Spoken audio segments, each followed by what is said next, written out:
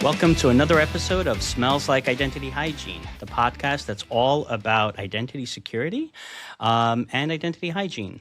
So, on today's episode, we have a very special guest. But actually, before we talk about the guest, I am going to make a shameless plug for my book that was just released. It's called AI Identities, Governing the Next Generation of Autonomous Actors. So it's available everywhere books are available.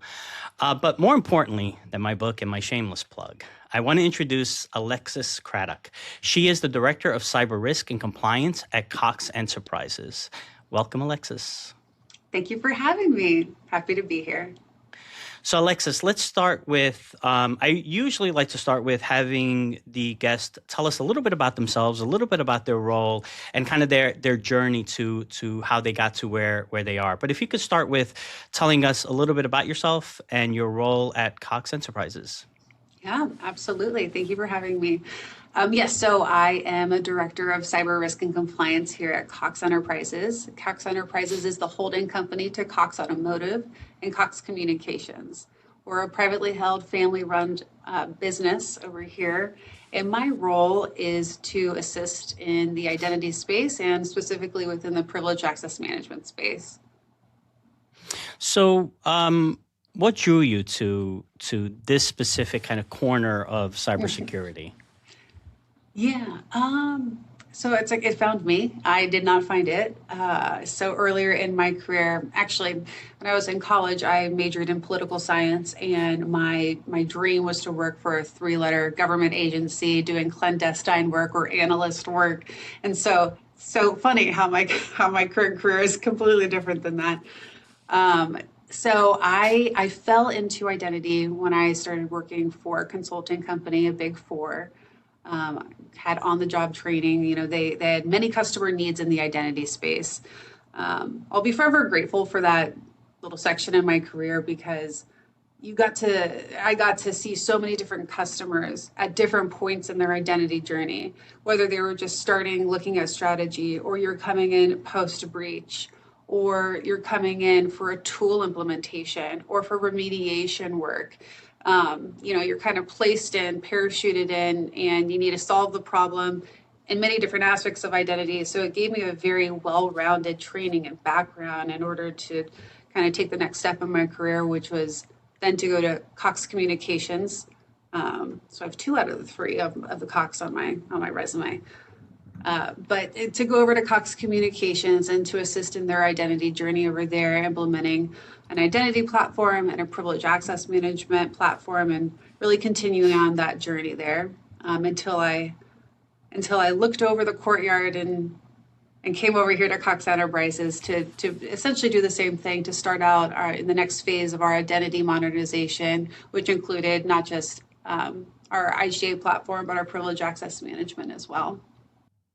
So it started where you were going to be a badge, possibly gun-wielding superhero, right? We'll call it legal superhero. Right, a legal superhero. It's funny, I used to tell my son when he was younger, now he's a teenager, so he can kind of see through my lies, that my job was to stop hackers, that I was like one of those guys on TVs that starts typing and everything's on the screen and spins around. I was one of those guys. And now he sees, he's like, I've been to your office. You're mostly in meetings all day. Yeah. My older son thinks the same thing, where he's like, oh, it's really cool because you have like Pac-Man here. And I'm like, I used to be able to tell him that I would stop the bad guys on the internet. And now he's just as interested in the snacks on campus and the video games. I mean, even if you did join one of those agencies, there's still all the paperwork you'd have to do, right? So there's still the boring aspects of the True. You get a badge. True. Maybe we can make ourselves badges that we carry around just to make ourselves feel. There you go. Yeah, but it's interesting because I don't know a lot of people that specifically wanted to go into identity. We all have this unique journey of it found us, and I'm just really lucky that I really enjoyed what I started out doing, and I took the next step, and every step in front of me, this feels good, this seems right, and I really enjoyed it. And in identity, the problems are always changing, and so there's always something new to learn. There's always something new to take care of. It's a great place to be. I love what I Yeah, I do. mean, and it's also we really didn't have a choice, right? Yeah. As you know, the as the perimeter went to around identity, not around some network or firewall or some office, you had to move to identity if you wanted to be relevant in terms of cybersecurity. This is where people get attacked, right? And this is what you need to protect. So that's where you need to be. Exactly. Yeah. Identity is the key to protecting everything within your castle.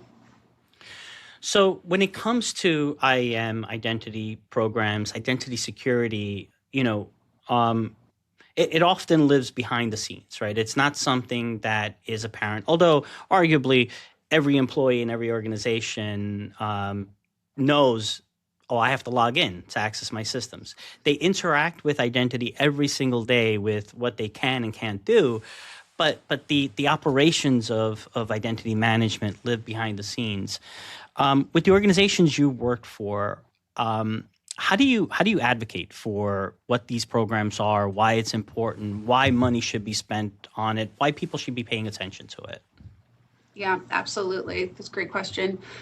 So first and foremost, I would say, we need to not frame identity as a security control. Identity should be looked at as a business enabler. Our C levels, our executives, they don't worry about access controls, right? Which we can at our level. They care about growth and resilience and speed. And we're very lucky because identity, if positioned correctly, can sit at the intersection of all three of those. Not only are we looking at how fast we can onboard people into our organization, but it's how quickly you can adopt software as a service, cloud, different cloud accounts, how quickly you can respond to incidents. And also too, I think the traditionally there's the fear mongering of this could happen to us, this could happen to us, we could be breached, ransomware. I think positioning it's if not now, if it's it will happen, it's an inevitability, and when that does, how do we contain the blast radius? How do we keep somebody from transversing in our laterally in our organization? Every major breach today, identity is at the forefront of it. Stolen credentials, overprivileged access, weak authentication, you name it. But if we frame it as that we're not just reducing risk, but we're shrinking the damage of something that will inevitably happen, I think that that's a really good place to be. Um, And I guess what are some of the, sorry, go ahead.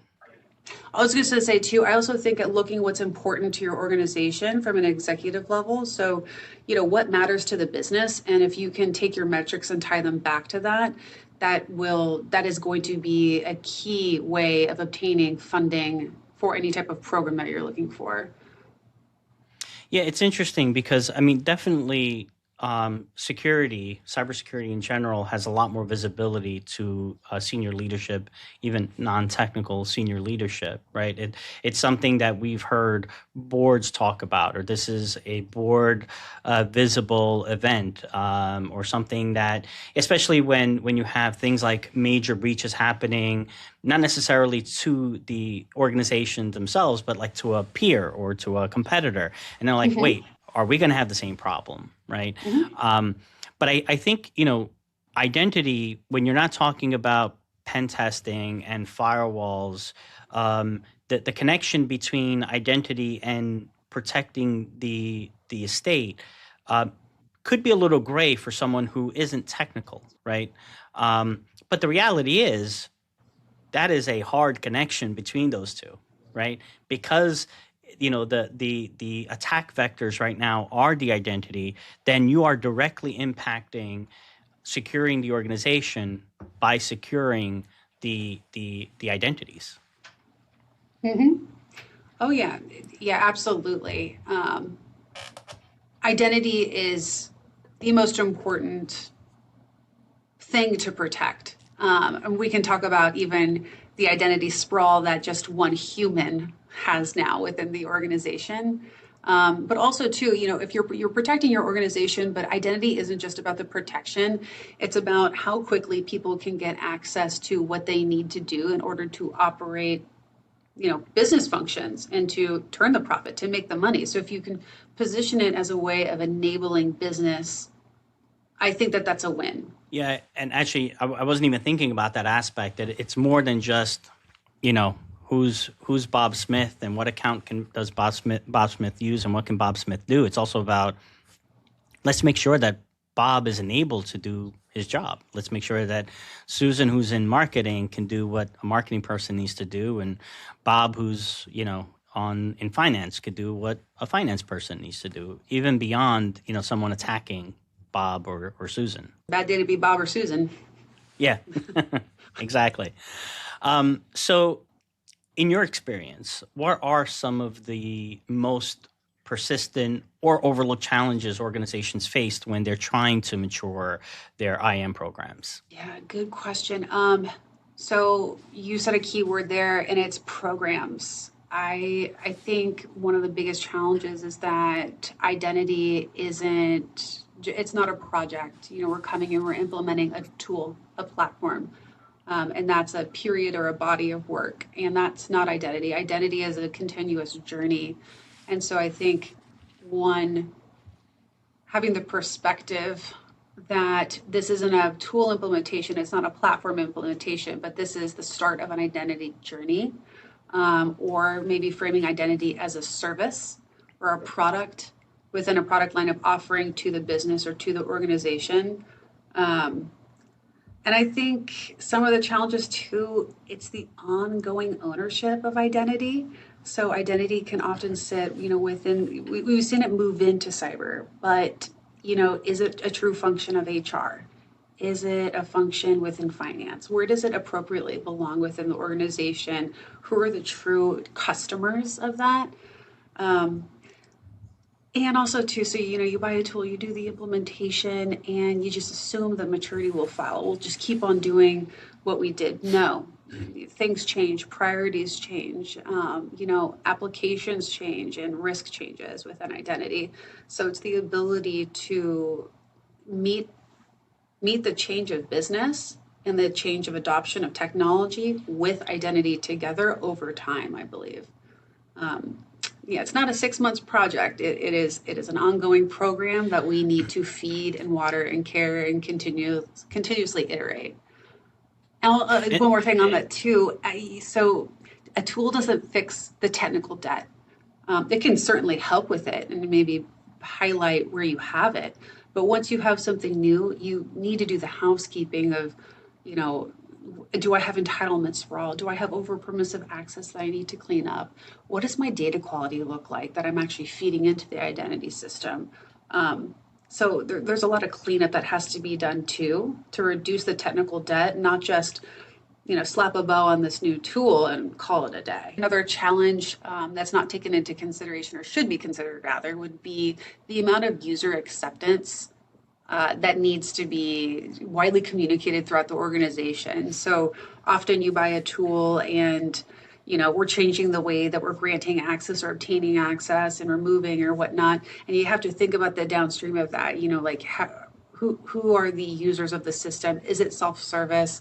And what is the training that needs to go into that user adoption in order to, really protect your investment of bringing in a new tool and changing the way that you're going about granting that access. So you can't just think about that technology. You have to think about how that impacts your user base of your tool. Who are your customers? And, you mentioned kind of identity is always evolving. I'm going to do another shameless plug for my book, but in my book, I talk about AI identities, right? The idea that we've always had human, non-human identities, and AI identities are kind of a combination of those two things, right? Because you have the speed and velocity of machines, with the LLM essentially giving you some human qualities of how a task is completed. It's goal-based, not script-based, right? And that need to have a completely separate category of these AI agents who not only can just, write a haiku about basketball, but they could also as agents, do things like actually do some IAM provisioning tasks, like creating accounts, disabling accounts, provisioning access, removing access, or Yep. sending emails. If it's a CRM, for example. So how does that play into it? Yeah. Do you think that we do need this, like, a whole new category, and is that going to present a whole set of challenges for Oh yeah. IM professionals like yourself? Oh yeah. 100% absolutely. Actually, this is a thing that's been on my mind nonstop lately. Has been the whole NHI AI of it all, and I love what you just said about, so we could use AI, or we could use AI to execute some type of identity function. And then there's the other side of thinking about it of how are we creating the identities that live within our AI that we need to have visibility to. We need to understand what they have access to. How are we granting those permissions? How are we ensuring that those are attested and removed appropriately?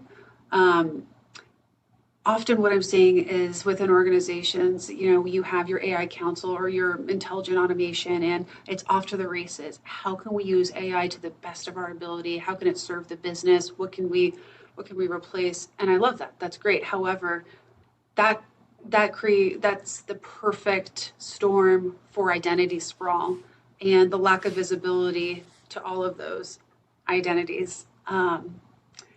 And then also to how are you securing those accounts? So if you're granting some type of identity, the ability to execute something on behalf of a human, how are we securing that? Is cyber in those conversations? Are we having the conversations with, the heads of AI with identity, and are we ensuring that we're securing and also taking accountability for those identities?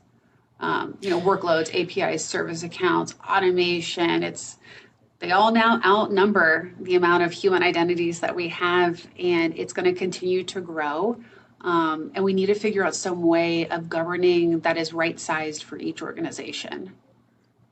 Yeah, and if you think about how an employee versus an application in an organization, let's say an application running as a service, doing stuff on its own, but following kind of a script, right? Of I start here, I end here, and I'm going to do this every day, right?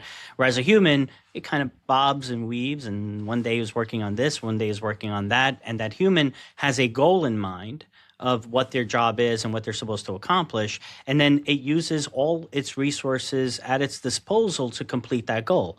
Well, that actually, an AI agent does more of that than necessarily the other piece, right, of starting here and ending here, except that the human has to take breaks, has to eat lunch at some point, has to go to sleep, has the weekend off, right? They get burnt out. Now you have a goal-based system or goal-based identity that can bob and weave, but they have the speed, the velocity, and the need for no breaks that the machine has, right? And that does add that whole layer of complexity. It's great if you're going to use it to help you with the work that you have to do. Again, whether it's you're in sales or marketing, finance, or IAM. But if you are in IAM, and especially if you are in security, the access that goal-based system has with the speed with which it can make those changes has got to be a little bit concerning, a lot concerning. Oh, right. Yeah. Truly, the lack of visibility into it all is it's scary, and it's also I know it's not just here, but I'm sure it's everywhere where it's the race to AI at all, right? So Hmm. when we're doing things at rapid speed, or we're not slowing down and putting some governance or some guardrails around these identities, it's a perfect storm. So it's an exciting thing to it's very exciting to think about what we can accomplish using AI, or any type of NHI really, but how are we going to go about doing that, and doing that in a secure way so that we're not putting the business at risk, but we're also enabling new technologies to accomplish what we need to get done. Yeah, it's the age-old problem, right? You Yeah. you want to protect the environment, but then you don't want that protection to prevent the business from being competitive. So you have to balance how do I simultaneously enable the business to do what it needs to do and to be innovative, and at the same time not allow something to completely go out of control. And it's interesting how, we as security people, when we talk about AI, it's something I've been thinking about a lot. That who is best positioned to talk about AI now? Is it the people who are building AI systems, or the security people who now have to deal with that new reality? I would argue security people need to have a bigger say, because AI people want more AI, want that unrestricted, uncontrolled, let it do Yep. whatever it needs, try to make it replace as many humans as you possibly can, right, for efficiencies.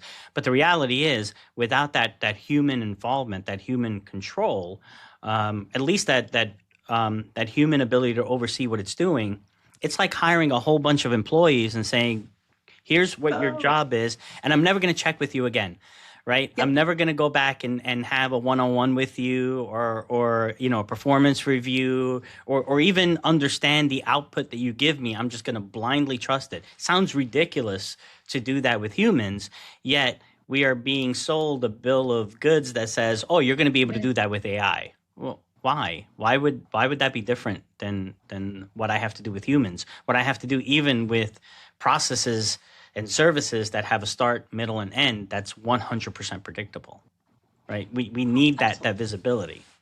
Well, especially if there's still like a ton of technical debt within the organization, if it relates to like Active Directory accounts or service accounts or local accounts over permissive access. It's a great parallel to draw of a we ran really hard here and we are still cleaning up this here. We don't want to recreate the same type of problem. We need to I don't want to say pump the brakes, but just take a beat and understand how we're Yeah. creating these identity, yeah, how we're creating these, how we're securing them, and then how are we inventorying, testing, and decommissioning. So actually, it's funny you say pump the brakes. My son is driving now. He's just got his learner's permit. So that triggered me. Just so you know, Oh gosh. the pump the brakes triggered me, because I have to sit there nervous, gripping I do, the car. So the one thing I always I tell don't him envy is, that. the one thing I tell him is that you have to always be ready to stop. So hover your foot over the brake. Don't hit the brake. If you see a car in front of you slow down, or you see the brake lights, it doesn't necessarily mean you immediately have to hit the brakes, but hover over the brake. And I think that's Yeah. that's exactly what you're saying, right? With Uh-huh. AI, you don't hit the brakes, but don't No, keep your foot on the gas pedal. And sometimes you just have to hover over the brake to say, "Hey, do I have to stop this thing before it goes uh-huh. completely out of control?" Yeah, I think also too, it's we don't want to stifle the innovation. So being born, brought up as an engineer, it's like I got to, I'm still am excited about new technologies and what could I do with this new technology, and that motivates me, that feeds me, right? So it's like you don't want to stifle your employees from being innovative with technology. You want to work together to find the right size solution for your company. It's kind of like how with privilege access management, I always say like you got to bring your engineers along for the ride. Starting with them, talk to them. What are the use cases? What's in your environment? What are things that almost like a time to market for them? Like what could you help enable and remove from them while securing credentials? Right? Like you got to work together um, to give them what they want, but also do it in a secure way. Yeah, and whether you're talking about a human, an AI agent, a machine identity, privilege access, again, is that's what people want to go after. That's what they want to attack, right? Because that'll give them access to so much more, and having an understanding of where that privilege access exists, where it needs to be better protected. I guess along with kind of having the engineers and like the infrastructure people understand why privilege access is important. What about where in cases where the business, whether it's things like application owners for critical applications, or in some instances now even your business users, have to use some kind of privileged account and have to check out that account from a PAM solution, for example. Um, how do you explain to, you know, Bob in marketing who manages access to the CRM system why it's important for them to think about privilege access differently than just regular access? Yeah, great question. I would say, when in doubt, educate. So we can't take for granted that just because something's our bread and butter doesn't mean it's bread and butter to the other person. Or just because it's important to me does not mean it's important to Bob or Brad, I forget, whoever in marketing, right? So Mhm. I have found great success with over communication, privilege access management roadshow, if you will. So meeting with your customers. So who's going to be the users of your product, and helping them understand why it is important, the risk that it poses. And then also too, it's how they could be responsible for their credential being misused, and how we are enabling a technology to help them and take the onus off of them and the risk off of them. So very, what's in it for you? How are we going to help you? Why is this important? And really, education and communication is the first step, especially with the business users and non-technical users. Yeah, that sounds great. And I know I've seen this with some of our other customers where, um, you know, communication and getting the business and ultimately, as we were talking about the board, understanding why something is important. Sometimes it seems like that's a waste of time. I could be actually doing stuff. I could actually be fixing stuff instead of spending my time telling people what I'm fixing. But the reality is that if you don't communicate, if you don't have that open, kind of transparent conversation, you end up being blocked and not getting budget and not being able to do the things that you need to do to protect the organization. Yeah, absolutely. Without the proper education of what the true impact could be, I think you're not looking at funding dollars. And then I also think too, the one frustrating thing too is finding a way around your tool or your process or whatnot. And without the proper buy-in, that's going to happen. And so I think to alleviate that, it's really, you really have to partner with your technical users as well to say, like, what do you have? What's out there? How can I help you? And to really treat them like a customer with the service you're providing of a privilege access management solution. And it's not all one size fits all. It's not like vault it all and call it a day. Today's technologies are so advanced, and there's so many features where if it's an ephemeral use case, great. That's super. It could be an ephemeral use case for a user. It could be something where they're able to use their native tool of choice while still using a privileged credential. It could be a simple just-in-time access workflow for something they need to do. It's not a one size fits all. I think it's really about understanding what the environment is, where your use cases are, and bringing your engineers, technology users, and your business users along for the journey. I think in olden days it's been, like, hey, use security as a stick, and you catch more flies with honey. Yeah. So you've now been and I just want to shift gears a little bit and Yeah. go back to talking a little bit about your career. You've been a security and technology leader for a while now. I guess, what advice would you give someone that person who uh, was a poli sci major, Yes. who dreams of having a badge and a gun to Right. protect the country, but then does a little gets a little taste of security, gets a little taste of technology, and realizes, oh, I really like this a lot. What advice would you give that person, given everything that we talked about this entire podcast, right? That's the reason I kind of left this question at the end. Given everything we've talked about and all the changes that are happening, not just with AI, but in general, and how identity has evolved, what would you tell someone that says, I want to do what you do? Um, that's a great question. So I will say, I think that technical depth, that gets you in the room. But leadership is really about translation and trust. Um, so a few things that I've found success with that have really helped me is figuring out how the business really operates and what is important to the business, and finding some way of translating how identity is a service to the business and how it really enables the business. And then from a privilege access management standpoint, how you need to prioritize risk of these accounts in order to protect the business. And what would it mean if one of these accounts was exploited? Is it financial? Is it exploitation? What could they exploit? What kind of reputational risk would that have in terms of damage to the organization? So translating those things from technology to business. I'd also say, it's okay to set a boundary. It's okay to say no, but to give an alternative plan of how to accomplish something. Right? Because a business professional isn't the same as a security professional. We want to do X. Let's right size it for our organization. And then I would say also too, especially in identity, we have so many internal customers.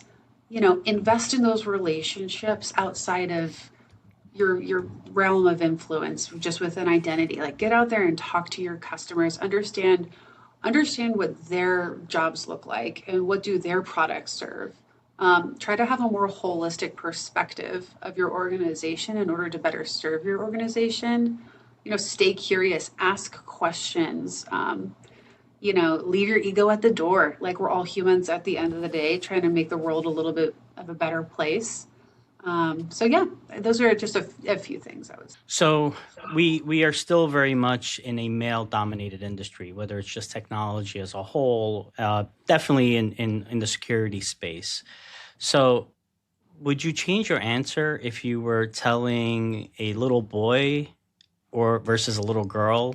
Well, maybe not little, because the kind of answer you gave, you probably need someone that's, college age, right? Let's go college age, and they're thinking about a career. Do you think your answer would change if you were talking to a young woman versus a young man that was looking to do this career? That's such a good question. So being the mother of two young boys, it is so important to me to have them see me as a professional, a leader, a businesswoman, a student going back and getting my master's, all of those things. It's important for me to teach them, and to, even if I was speaking to another, younger man, is, to be an ally, I think, to those around you and to those who may not look like you. We all have different walks of life, and I think what we all bring to the table is what just makes life the best. Having a different perspective, having a different experience, and sharing that. I think to a little girl or to a young woman, and mentoring young women is very important to me. A member of WIT and on the women's board here for IBT for many years. You deserve a seat at the table. Speak up, stand up. Your opinion and your expertise is priceless. Whether you think that or not, it is. And to have confidence in that. So I don't think my answers would necessarily change, but probably maybe more nods of confidence to the woman, and then allyship to the men. Yeah. So, and look, the reality is, and I think part of the problem is that most people don't acknowledge this, is that you probably had to work a lot harder than I had, right, for our industry, right? And that's just the reality. It was a trick question, because the reality is, if there wasn't that discrepancy, you would have immediately said, absolutely not. Why would that? Right. Why would my opinion be different? Right? Why should gender affect what my answer would be in telling someone how to be a good leader? But the reality is, we still live in this kind of this discrepancy where, if you are a woman in security and technology, you kind of have to be resigned to the fact that you will have to prove yourself more, work harder more, right, than your male counterpart. The ideal would be that goes away. And I think it's getting better, right?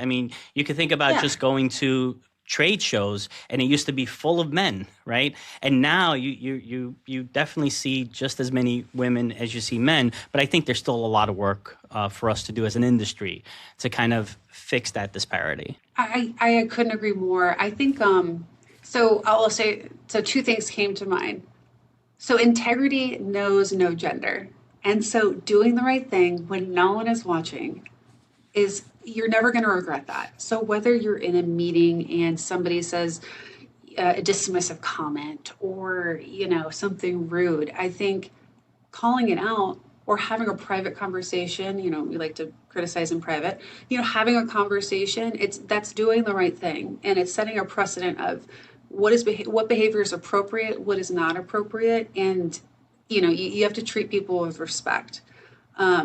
Also too, I mean, like one thing, so like you and I both know Rita, like Rita's one of those people that, as a female leader, she's happy to have a conversation. She's pulling up other women with her. And I think that's an obligation to us all to like pull up everyone around us, especially, yeah, I mean, it's important to pay it forward. It's important to mentor and to give back. So I'm going to do another shameless plug, but Rita was actually the Yay. guest on the podcast in the last episode. And I told a story about how I did a career day at my son's school, and the students were kind of not really paying attention. But then when the young women came over, and I just happened to mention, oh, our CEO and founder is female. All of a sudden, they perked up, right, and they kind of started asking me questions, right, and they were probing me, and I think what was interesting, what I said in the previous episode was it wasn't just happening with the young girls, right, the young women, the young men also kind of prepped up and started probing me, right, and asking me questions. So, I think things are absolutely getting better, but it's not something that we could just assume it's just the disparity is going to fix itself, right? I think, Right. A lot of the work that you're doing, kind of making people, mentoring people, making sure that they know what they need to do, I think is a big part of kind of what we all have to do collectively as an industry. Thank you.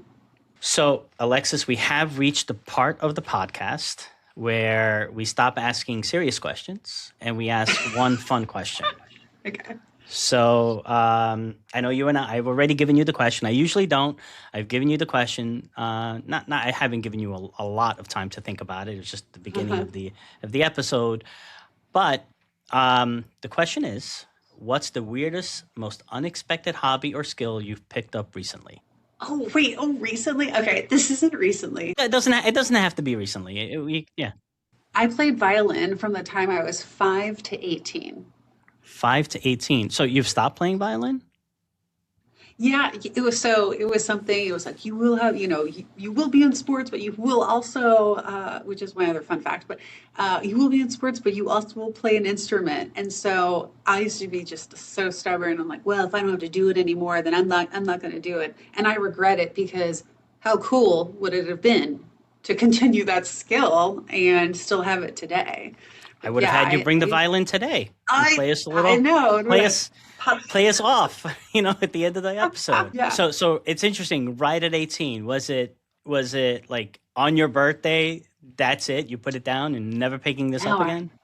No, it was. I was 18 and I knew everything, and I'm going to college and I'm gonna rule the world. Yeah. So I'm gonna make my own decisions. I'm an adult now. So little did I know, right? Little did we all know. So do you still own a violin? I do still own a violin. Yes. And can you still play it? When's the last time you picked it up? Oh gosh, not for such a long time. But I think it's kind of like riding a bike. I'm sure that if I wanted to, I could.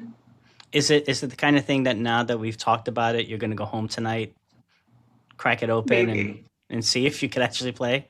Maybe. We'll see. I will let you know if I do that. Well, so now, again, not to put you on the spot, but now that we've talked about it, our listeners, our viewers are going to want a small clip of you playing the violin. So do you think you can record yourself? Phone quality is fine. Record yourself, maybe have one of your kids, hold the phone, record you playing the violin. Small little, Maybe I'll try to find a picture of me playing it when I was a child. I mean, we could do that. We'll see. I will say one really cool thing about Cox, in our within our technology, we call it IBT, and we have so many talented musicians. Like one of my colleagues, he's in a band, drummer, guitarist on our identity team. He plays the drums. My counterpart plays guitar. I mean, it's truly, I should probably pick up the violin because there's some, I'm Put together a band. I know. Yeah. But Alexis, this was amazing. You are invited back anytime. Thank you. You let me know. This was great. And thank you so much for being a guest. Oh my gosh. No, thank you so much. I love speaking with you, and of course talking identity is awesome. So thank you so much for having me. It's a pleasure. Thank you for listening to this episode of Smells Like Identity Hygiene. Smells Like Identity Hygiene is a production of Sphere Technology Solutions, and our producer is Matthew Flink. Until next time.